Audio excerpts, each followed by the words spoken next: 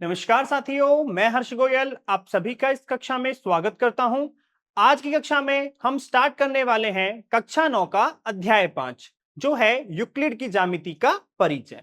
इस अध्याय में हम पढ़ेंगे यूक्लिड की ज्यामिति का परिचय, जिसमें हम ये जानेंगे कि ज्यामिति क्या होती है, वह विभिन्न देशों ने किस तरह से ज्यामिति का मूल्यांकन किया, वैदिक काल में ज्यामिति का क्या उपयोग थे, वह यूक्लिड ज्यामिति क्या होती है। फिर हम पढ़ेंगे यूक्लिड की परिभाषाएं व अभिग्रहित। इसमें हम ये जानेंगे कि यूक्लिड ने जो परिभाषाएं दी हैं वो क्या है, व यूक्लिड के जो अभिग्रहित हैं हम उन्हें किस प्रकार से अन्य चीजों के लिए उपयोग कर सकते हैं। और इसके बाद हम पढ़ेंगे यूक्लिड के अभिधारणाएं। ठीक है बच्चों, तो आज की क्लास में हम स्टार्ट करेंगे यूक्लिड ज्यामिति व यूक्लिड की परिभाषाएं व अवधारणाएं। तो इस कक्षा से हम क्या कॉम्पिटेंसी डेवलप कर सकते हैं? तो इस कक्षा से हम डेवलप करेंगे कॉम्पिटेंसी यूक्लिड की परिभाषाएं व अभिग्रहित। अर्थात यूक्लिड ने जो परिभाषाएं दी हैं वो क्या हैं, व उनके जो अभिग्रहित हैं उन्हें हम किस तरह से अन्य चीजों के लिए उपयोग कर सकते हैं। तो चलिए बच्चों स्टार्ट करते हैं। सबसे पहले देखिए कि ज्यामिति। तो ज्यामिति क्या है बच्चों? ज्यामिति आपकी गणित की वह शाखा है जिसके अंतर्गत आप विभिन्न प्रकार की जो आकृतियां होती हैं उनका क्या करते हैं? अध्ययन करते हैं। विभिन्न प्रकार की आकृतियों का अध्ययन आप इसमें करते हैं। अब देखिए ज्यामिति जो शब्द है हमारा, उसकी उत्पत्ति यूनानी भाषा के दो शब्द थे। क्या उन कौन से? जियो और मिट्रिन। इनसे इसकी उत्पत्ति मानी जाती है। जहां पे हमारा जो जियो होता है उसका अर्थ होता है भूमि या पृथ्वी, और जो मिट्रिन शब्द होता है उसका अर्थ होता है मापना।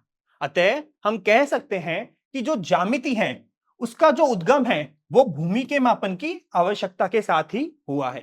मतलब जब हमें भूमि को मापने की आवश्यकता थी तो हमने क्या किया? ज्यामिति का उद्गम किया। तो इसीलिए ज्यामिति का उद्गम किया गया, क्योंकि हमें भूमि को मापना था। समझ गए बच्चों? अब देखिए आप कि विभिन्न देशों में ज्यामिति का मूल्यांकन किस प्रकार हुआ। जैसे कि ज्यामिति तो देखिए प्राचीन काल से चलती आ रही है, तो किन किन देशों ने इसका किस किस तरह से उपयोग किया अब हम ये देखते हैं। तो गणित की शाखा का अध्ययन विभिन्न रूपों से प्राचीन सभ्यताओं द्वारा किया गया। सभी प्राचीन सभ्यताओं ने अनेक अनेक तरह से ज्यामिति का उपयोग किया था, चाहे वह मिस्र हो, बेबीलोन हो, चीन हो, भारत हो, यूनान हो या इनकास हो। तो इन सारी सभ्यताओं ने ज्यामिति का उपयोग किया था। अब देखिए किस तरह से इन्होंने ज्यामिति का उपयोग किया, तो हम देखते हैं। उदाहरण देखिए, तो यदि हम मिस्रवादियों की बात करें तो जब नील नदी में बाढ़ आती थी ना, तो मिस्रवादी क्या करते थे कि नील नदी में बाढ़ आने पर मिस्रवासी जो उनके खेत थे ना, तो खेतों के बीच की जो परिसीमाएं थी वो उनको बढ़ा देते थे। क्या करते थे कि जब भी नील नदी में बाढ़ आती थी तो वो लोग क्या करते थे, जो खेतों के बीच की परिसीमा है उसको बढ़ा देते। तो यहां भी क्या हो गया हमारा? ज्यामिति का उपयोग। और देखिए अन्न भंडारों के आयतन निकालने तथा नहरों और पिरामिडों के निर्माण में भी ज्यामिति का उपयोग करते थे।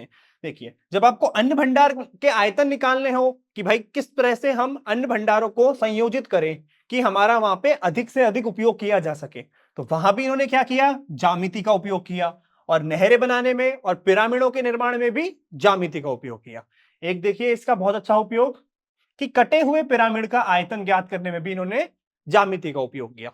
जैसे कि आपके पास कोई पिरामिड है और यदि हमें कटे हुए पिरामिड का आयतन ज्ञात करना है, तो देखिए ए हो गया लंबाई, बी हो गया चौड़ाई और एच हो गई इसकी ऊंचाई। तो इस तरह से कटे हुए पिरामिड का जो आयतन निकालने के लिए भी इन्होंने ज्यामिति का उपयोग किया। अब देखिए सिंधु घाटी सभ्यता, जब हम सिंधु घाटी की बात करें तो सिंधु घाटी सभ्यता में ज्यामिति का उपयोग क्या था? तो देखिए बच्चों कि सिंधु घाटी सभ्यता में ज्यामिति का उपयोग, देखिए मोहनजोदाड़ो और जब हड़प्पा का उत्खनन किया, खुदाई की गई, तब हमें ज्ञात हुआ कि जो सिंधु घाटी सभ्यता थी उसमें जो शहरें थे, सड़क थी, आपके जल निकासी व्यवस्था थे, इन सभी में इन्होंने क्या किया? ज्यामिति का उपयोग किया। क्योंकि वहां के जो शहरों का जो जिस तरह से बसाव किया गया था वो बहुत अच्छे तरह से किया गया था और उसमें इन्होंने ज्यामिति का उपयोग किया था। और जो भी इनके घर थे, कमरे थे, उनमें भी ज्यामिति का उपयोग किया गया। इवन इनको जो ईंटें थी ना वो भी आपके 4:2:1 की मिलती है, यानी कि ईंटें बनाने तक में इन्होंने ज्यामिति का उपयोग किया गया था। सभी को समझ में आया? तो सिंधु घाटी सभ्यता में हमने ज्यामिति के उपयोग देख लिए। अब देखिए, अगर हम बात करें वैदिक काल में कि वैदिक काल में किस तरह से ज्यामिति का उपयोग किया गया, तो देखिए कि अर्थवेद में जो हमारा श्रीयंत्र होता है, इसमें क्या होता है, 9 समद्विबाहु त्रिभुज होते हैं जो एक दूसरे के साथ जुड़े हुए होते हैं। और ये त्रिभुज इस प्रकार व्यवस्थित होते हैं कि इनमें हम 43 छोटे त्रिभुजों का निर्माण कर सकते हैं। कि अर्थवेद में जो हमारा श्रीयंत्र होता है, देखिए इस प्रकार का आपका श्रीयंत्र होता है, और इसमें क्या होता है, आपके 9 समद्विबाहु त्रिभुज क्या होते हैं, अंतर्निहित होते हैं, और उनके अंदर 43 छोटे त्रिभुजों का निर्माण होता है। तो देखिए ये समद्विबाहु त्रिभुज हैं आपके बड़े वाले 9, और इसके अंदर टोटल 43 छोटे त्रिभुजों का निर्माण किया गया है। तो ये है आपका वैदिक काल में भी ज्यामिति का उपयोग। तो अब हम बात करते हैं, देखिए एक गणितज्ञ थे थेल्स, तो इन्होंने क्या बताया, तो ज्यामिति का जो सबसे पहले अगर उपयोग की बात करें कि उत्पत्ति किसने दी, तो देखिए थेल्स ने क्या कहा कि एक यूनानी गणितज्ञ थेल्स ने सबसे पहले ज्ञात उत्पत्ति दी थी। सबसे पहली जो ज्ञात उत्पत्ति थी वो आपके थेल्स ने दी थी। और इन्होंने क्या बताया था, इन्होंने बताया था कि व्यास वृत्त को समद्विभाजित करता है।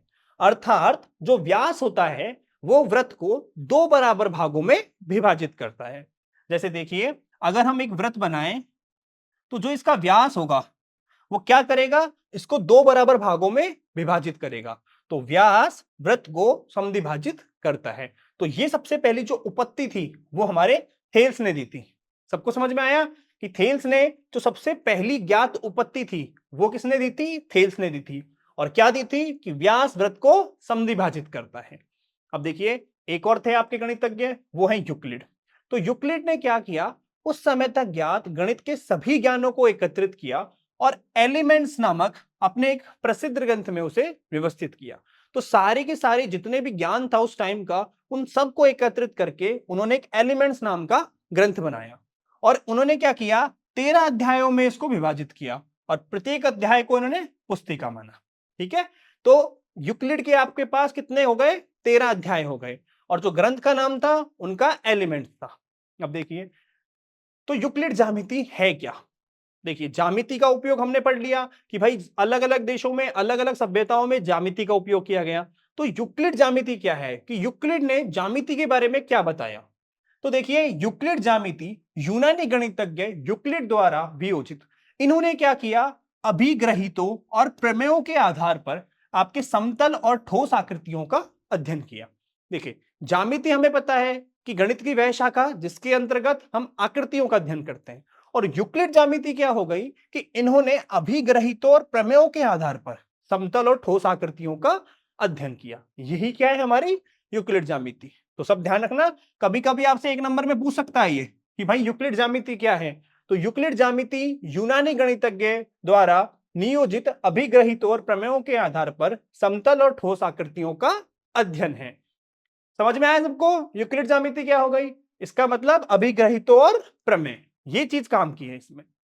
अब देखें आप, यूक्लिड ने जो परिभाषाएं दी थी वो क्या क्या थी। सारे बच्चे आराम से एक एक परिभाषाओं को समझेंगे। देखिए ये आज की परिभाषाएं नहीं है, ये बहुत पुराने जमाने के टाइम की दी गई परिभाषाएं।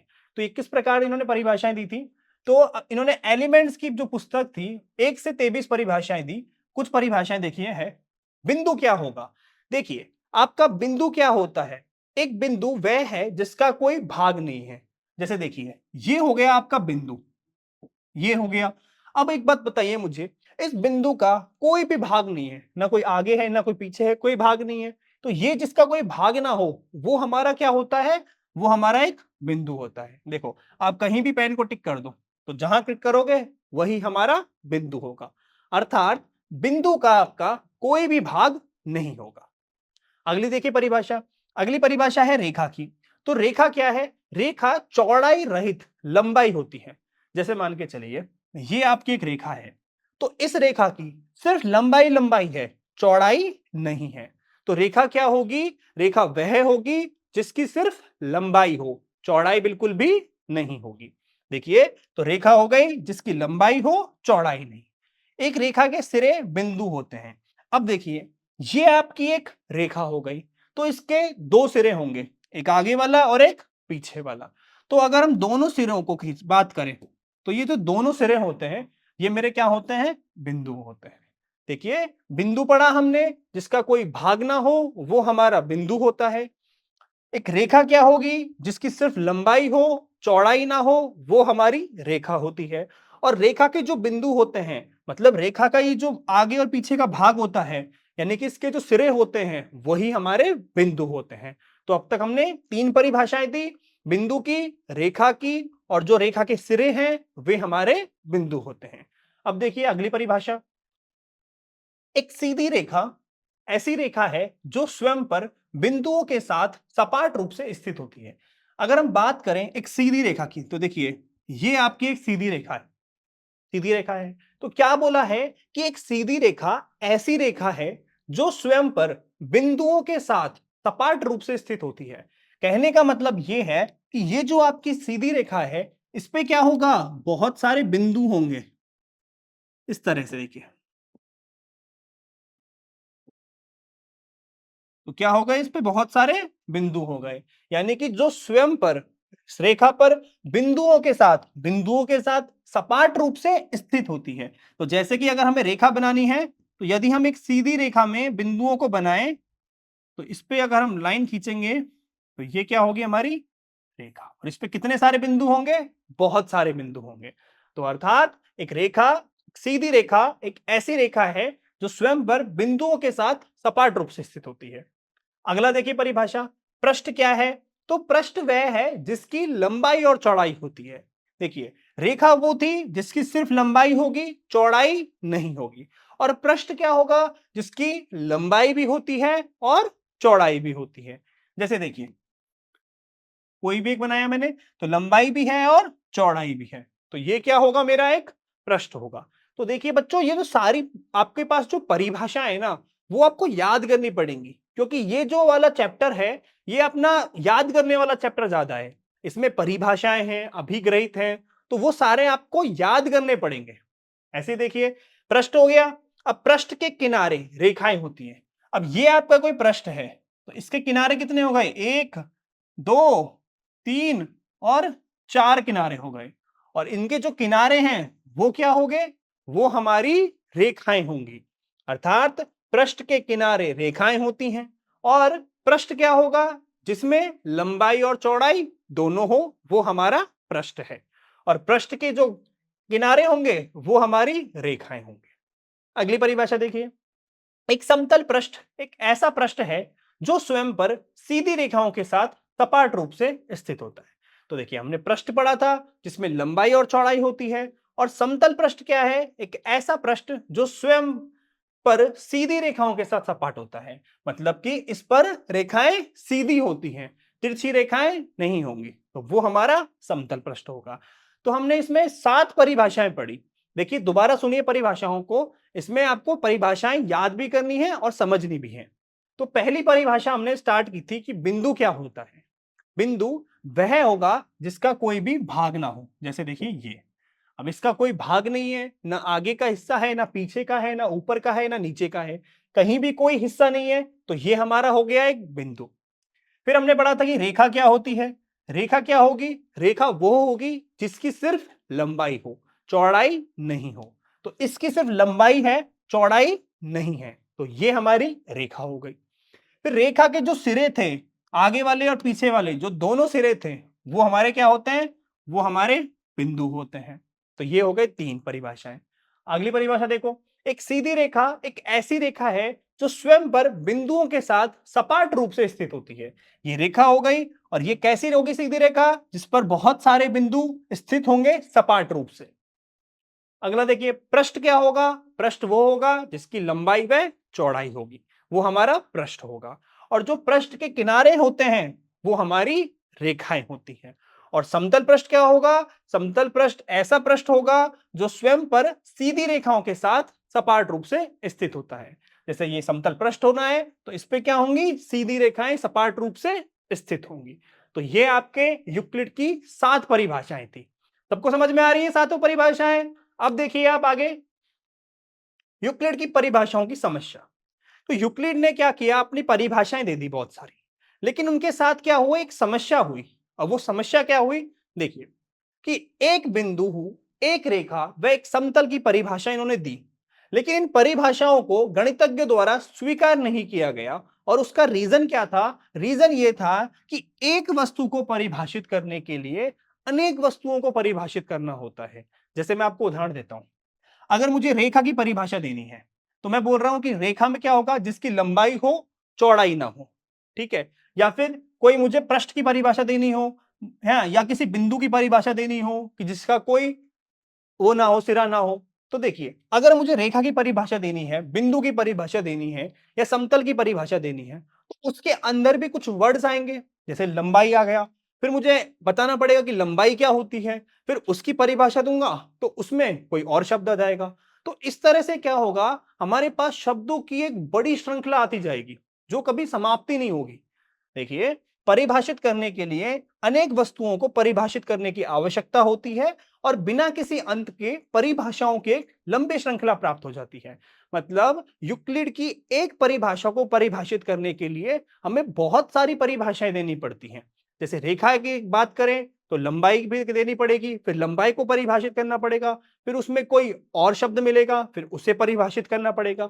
तो इस तरह से क्या होगा बच्चों, आपके पास इस परिभाषाओं की कभी खत्म ना होने वाली बहुत बड़ी श्रृंखला प्राप्त हो जाएगी। तो जब श्रृंखला प्राप्त हो गई, इसका मतलब क्या हुआ? प्रॉब्लम हो गई। और प्रॉब्लम हुई थी इसलिए गणितज्ञों ने क्या किया? इसको स्वीकृत नहीं किया। और इसलिए इन ज्यामितीय पदों को हम अपरिभाषित नाम देते हैं। क्या देते हैं? अपरिभाषित। तो ज्यामिति में आपके अपरिभाषित पद कौन से हैं? ये रहे, बिंदु हो गए, रेखा हो गए, ये सभी को हम, जिन्हें हम इस तरह से परिभाषित करते हैं, उन्हें हम अपरिभाषित नाम देते हैं। सबको समझ में आया कि यूक्लिड की परिभाषाओं की समस्या क्या थी? कि एक परिभाषा को बताने के लिए हमें किसी और चीज की परिभाषा देनी होती है, और इस तरह से आपके पास परिभाषाओं की एक लंबी श्रृंखला प्राप्त होती है जिसका कोई अंत नहीं होता। इसलिए इन्हें हम अपरिभाषित मान लेते हैं। तो हमने क्या किया? इन्हें अपरिभाषित मान लिया। अब देखिए कि अभिग्रहित क्या होंगे। तो अभिग्रहित एक ऐसे कथन होते हैं जो स्वयं सिद्ध होते हैं, मतलब जो अपने आप ही सिद्ध हो जाएगा, वो होता है अभिग्रहित। अर्थात जिन्हें हम अपने अंतर्ज्ञान से समझ सकते हैं, मतलब हम हमारे खुद के लॉजिक्स यूज करके इसे समझ सकते हैं, खुद के विवेक से। जैसे देखिए, अगर मैं इसका एक उदाहरण दूं, किसी भी बिंदु से कई सरल रेखाएं खींची जा सकती हैं। अब देखिए, आपके पास एक कथन हो गया। अब आपसे पूछे कि यह परिभाषा है, अभिग्रहित है, या कुछ और है, तो हम कैसे बताएंगे? हमें पता है कि अभिग्रहित वो होते हैं जो स्वयं सिद्ध होते हैं, यानी कि जिन्हें हम अपने अंतर्ज्ञान से समझ सकते हैं। तो क्या इस चीज को हम अपनी नॉलेज से समझ सकते हैं क्या? पढ़ दिए थे, किसी भी बिंदु से कई सरल रेखाएं खींची जा सकती हैं। तो ये आपका एक बिंदु हो गया। तो बताइए, इससे मैंने एक रेखा खींच दी, एक और रेखा खींच दी, एक और रेखा खींच दी, इस तरह से। तो इससे मैं बहुत सारी रेखाएं खींच सकता हूं। तो किसी भी बिंदु से कई सरल रेखाएं खींची जा सकती हैं, ये मेरा अभिग्रहित हो जाएगा। क्यों हो जाएगा? क्योंकि इसे मैं अपने विवेक से समझ सकता हूं। देखिए, आप थोड़ा सा दिमाग लगाएंगे कि भाई एक बिंदु से कई रेखाएं खींची जा सकती है, तो एक खींच दी, दो खींच दी, तीन खींच दी, चार खींच दी, इस तरह से। तो ये हमारा क्या हो गया? एक अभिग्रहित हो गया। तो अभिग्रहित वे होते हैं जो स्वयं सिद्ध होते हैं, जिन्हें हम अपने अंतर्ज्ञान से समझ सकते हैं। अगले देखिए कि अभिधारणाएं क्या होंगी। तो देखिए, अभिधारणाएं ऐसे कथन होते हैं जो प्रकृति में देखे गए हमारे अनुभव के अनुसार सत्य मान लिए जाते हैं। देखिए, इन्हें हम सिद्ध नहीं कर रहे हैं, ये क्या किए हैं कि प्रकृति में जो हमारे अनुभव हैं, हमने उसके आधार पर इन्हें सत्य मान लिया। जैसे देखिए, यूक्लिड ने अभिधारणा शब्द का प्रयोग उन कल्पनाओं के लिए किया है जो विशिष्ट रूप से ज्यामिति से संबंधित थी। तो यूक्लिड ने जो अभिधारणा का शब्द का प्रयोग है, वो उन कल्पनाओं के लिए किया है जो विशिष्ट रूप से आपकी ज्यामिति से संबंधित थी। जैसे मैं आपको एक उदाहरण देता हूं इसका। किसी भी बिंदु से एक किसी भी त्रिज्या के वृत्त की रचना की जा सकती है। जैसे मैं कहूं कि ये मेरे पास एक बिंदु है, अब इस बिंदु से मैं कोई भी त्रिज्या का एक वृत्त खींच सकता हूं। कैसे? इसको केंद्र मानूंगा और ये मेरी एक त्रिज्या का वृत्त हो जाएगा। खींच लिया। अब ये इतनी त्रिज्या का हो गया, इससे बड़ी त्रिज्या का खींचना है तो भी मैं खींच सकता हूं। इसको केंद्र माना और एक और वृत्त खींच दिया। तो ये चीज हमने कोई सिद्ध थोड़ी ना की है, ये तो हमने हमारे अनुभव के हिसाब से, जो हमारा दैनिक जीवन का अनुभव था उसके हिसाब से हमने इसको सत्य मान लिया कि भाई हाँ, ये चीजें की जा सकती हैं। तो क्या अंतर है अभिग्रहित और अभिधारणा में? अभिग्रहित तो वो होते हैं जो स्वयं सिद्ध होते हैं, जिन्हें हम अपने अंतर्ज्ञान से समझ सकते हैं कि भाई एक रेखा से, एक बिंदु से अनेक रेखाएं खींची जा सकती हैं, तो खींच दी हमने। ऐसे ही अभिधारणाएं क्या है? अभिधारणाएं वे हैं जो हमने सत्य मान लिए हैं। ठीक है, हमने सिद्ध करके सत्य नहीं माना है, हमने अपने अनुभवों के आधार पर इन्हें सत्य मान लिया है। तो ये हो गई हमारी अभिधारणाएं। तो दोनों में अंतर समझ में आया कि आपके अभिग्रहित तो वो हैं जो स्वयं सिद्ध हैं, अर्थात जिन्हें हम अपने विवेक के अनुसार, अंतर्ज्ञान के अनुसार समझ सकते हैं, और अभिग्रहित वो हैं जिन्हें अपने अनुभवों के आधार पर हमने सत्य मान लिया है। अब देखिए एक और इसमें प्रमेय क्या होती है। प्रमेय तो प्रमेय ऐसे कथन होते हैं जिनकी सत्यता को सिद्ध करना होता है। क्या होता है? सिद्ध किया जा सकता है। तो तीनों में डिफरेंस समझ में आया कि प्रमेय वो होगी जिसको सिद्ध कर सकते हैं। तो जिसको सिद्ध कर सकते हैं वो होगी आपकी प्रमेय। उदाहरण देखिए, किसी त्रिभुज के तीनों अंतःकोणों का योग 180 डिग्री होता है। अब देखो, ये त्रिभुज है आपका और इसके तीनों कोणों का योग 180 डिग्री होता है। इस चीज को क्या कर सकते हैं? हम सिद्ध कर सकते हैं। इस चीज को सिद्ध कर सकते हैं। तो जिसे सिद्ध कर सकते हैं वो क्या होती है? प्रमेय। देखिए हमने हमारे किताबों में भी पढ़ा है मैथ्स में कि भाई इस प्रमेय को सिद्ध कीजिए, इस प्रमेय को सिद्ध कीजिए। यही तो बोलते हैं कि प्रमेय को सिद्ध कीजिए। तो अर्थात जिसे सिद्ध किया जा सके वो हमारी प्रमेय होती है। समझ में आ गया बच्चों? तो देखो तीनों में क्या डिफरेंस है। हमारे पास तीन है। देखो, एक है हमारे पास अभिग्रहित, एक है अभिधारणा, और एक है हमारे पास प्रमेय। अब तीनों में अंतर क्या है देखिए दोबारा से। ये क्या है? अभिग्रहित वे होते हैं जो स्वयं सिद्ध होते हैं। तो ये है स्वयं सिद्ध, जिन्हें हमने क्या किया है? जो हम अपने विवेक से, अपने अंतर्ज्ञान से इन्हें हम समझ सकते हैं। अभिधारणा क्या है? अपने अनुभवों के आधार पर, अनुभवों के आधार पर सत्य मान लिया है, सत्य मान लिया है। और प्रमेय क्या है बच्चों? प्रमेय वो है जिन्हें हम सिद्ध कर सकते हैं। तो प्रमेयों को हम सिद्ध कर सकते हैं। ठीक है, तो तीनों में अंतर समझ में आ गया।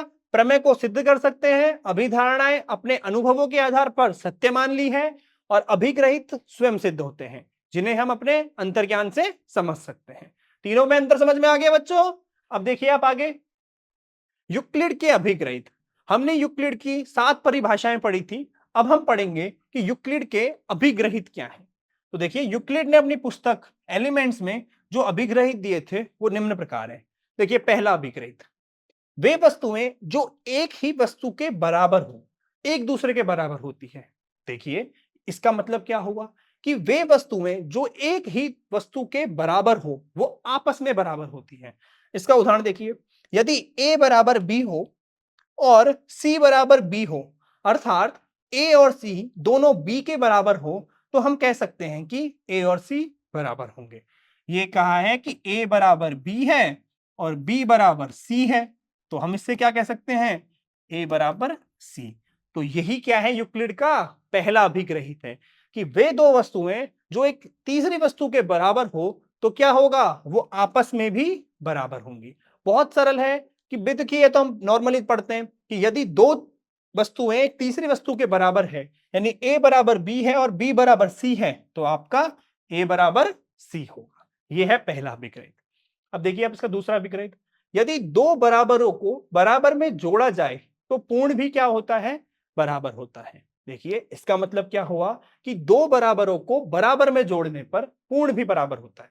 उदाहरण से देखते हैं, हमारे पास दो गिलास हैं, एक गिलास है A और एक गिलास है A डैश।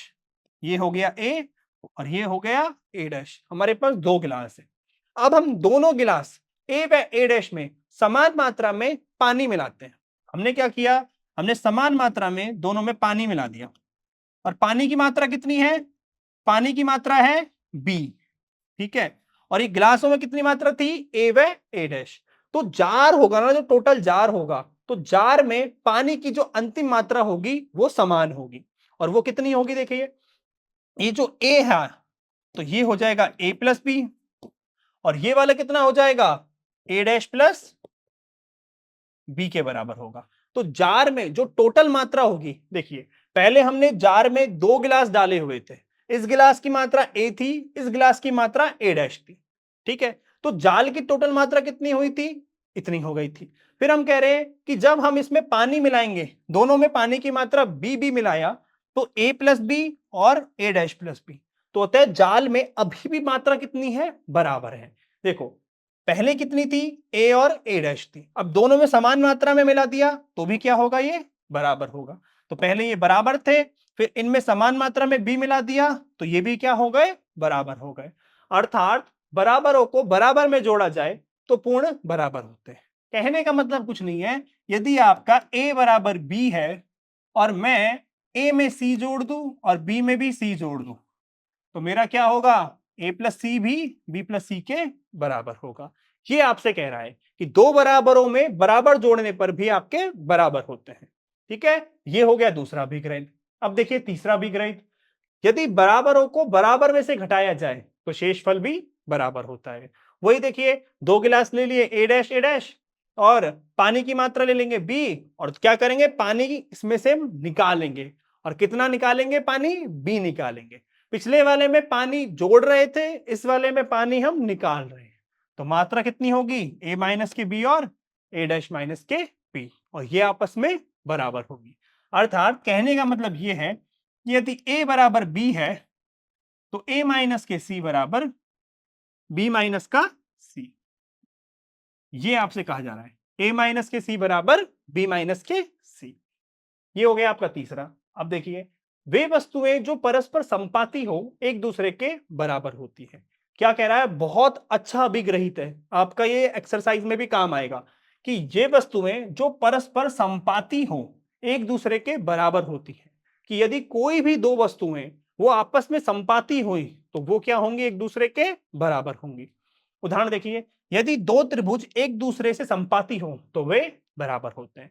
यदि हम कहें कि दो त्रिभुज एक दूसरे से संपाती हैं तो वो बराबर होंगे। यदि हम कहें कि भाई दो वस्तुएं संपाती हैं परस्पर तो वे बराबर होंगी। तो ये था हमारा चौथा अभिग्रह, ठीक है। अगला देखिए, पूर्ण अपने भाग से बड़ा होता है। कहने का मतलब क्या है कि पूर्ण अपने भाग से बड़ा होता है। इसका तनका भौतिकी में, रसायन विज्ञान, गणित बहुत जगह उपयोग है। अब मैं इसको आपका एक बहुत सरल उदाहरण से बताता हूं। मान के चलिए आपके पास एक पिज्जा है, क्या है, पिज्जा है, और इस पिज्जा में से मैंने एक स्लाइस निकाला। क्या निकाला, मैंने एक स्लाइस निकाला। तो अब ये कथन कह रहा है कि पूर्ण अपने भाग से बड़ा होता है। तो मैं ये कह रहा हूं कि जब मान के चलिए पिज्जा है आपका, ये इसको 4 भागों में बांट दिया, ठीक है, 4 लोग हैं हम खाने वाले, ठीक है, पिज्जा को बांट दिया हमने 4 हिस्सों में। अब मैंने क्या किया, इसका एक स्लाइस निकाला, मैंने पिज्जा का एक स्लाइस निकाला।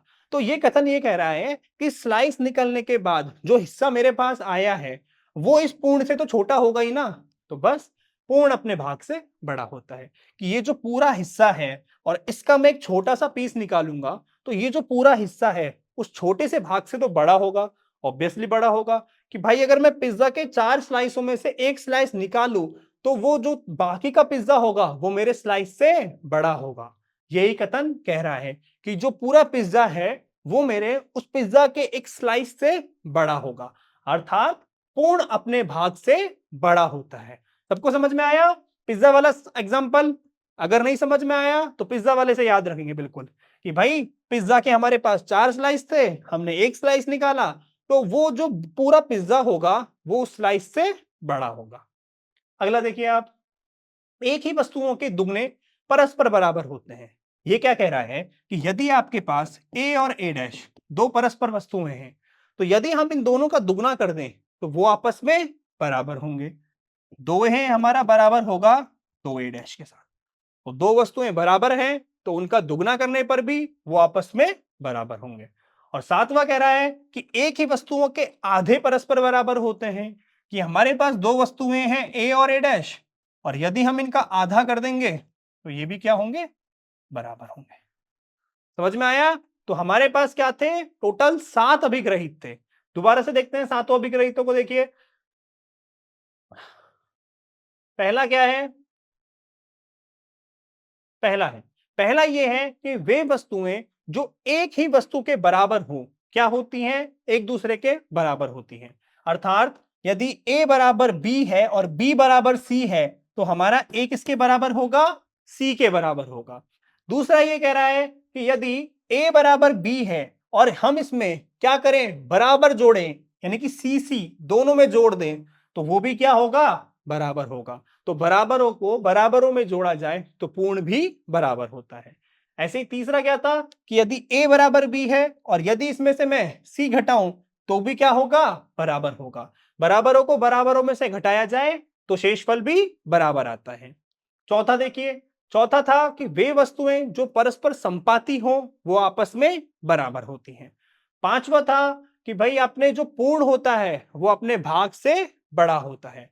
छठे में था कि यदि एक ही वस्तुओं के जो दुगने होते हैं वो परस्पर बराबर होते हैं, a बराबर a डैश तो 2a बराबर 2a डैश।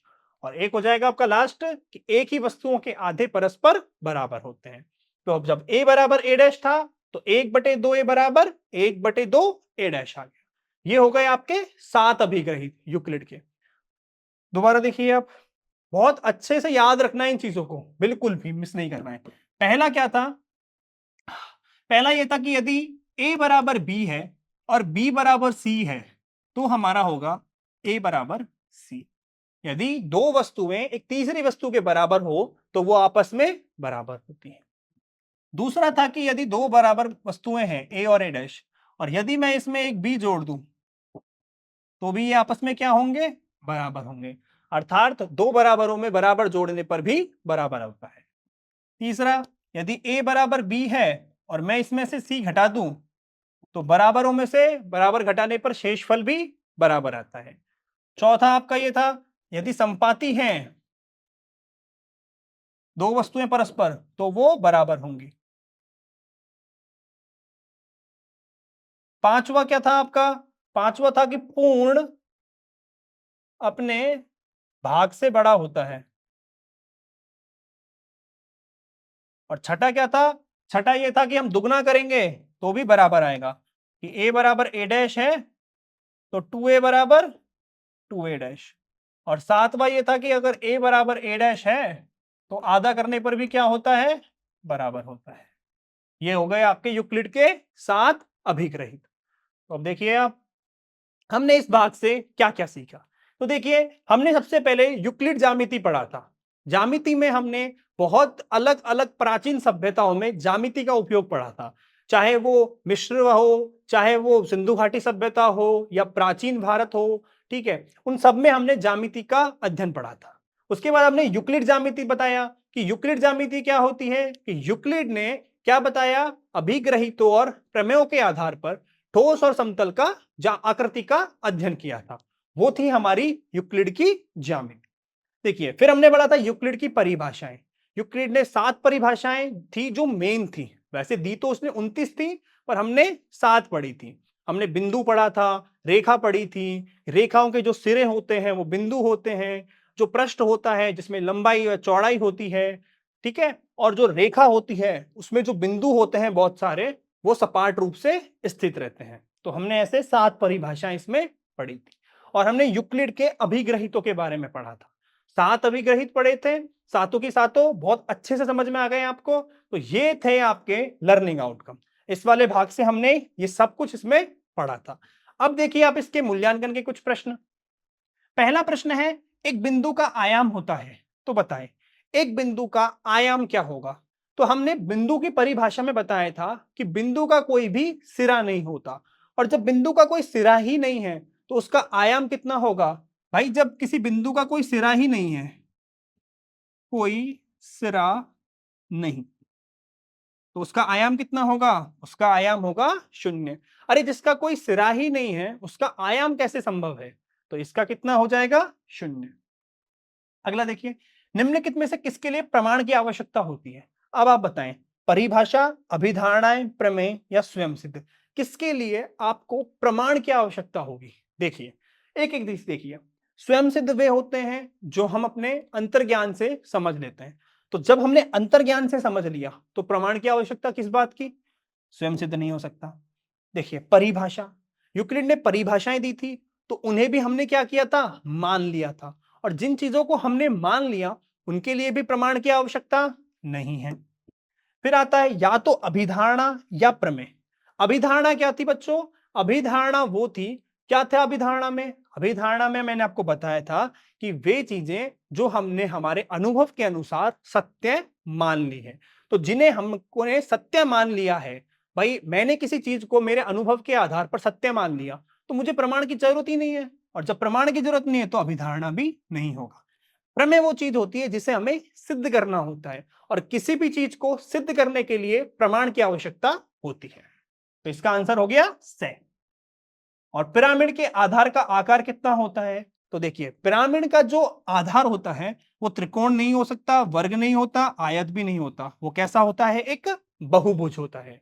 पिरामिड के जो आधार का आकार होता है वो एक बहुभुज होता है। ठीक है बच्चों, तो आज का हम ये भाग करते हैं यहीं पे समाप्त। इसमें हमने पढ़ा था यूक्लिड की ज्यामिति का परिचय, यूक्लिड की परिभाषाएं और यूक्लिड के अभिग्रहित।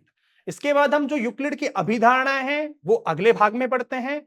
मैं आशा करता हूं आप सभी को ये कक्षा अच्छी लगी होगी। मिलते हैं अगली कक्षा में, तब तक के लिए पढ़ते रहिए। बाय।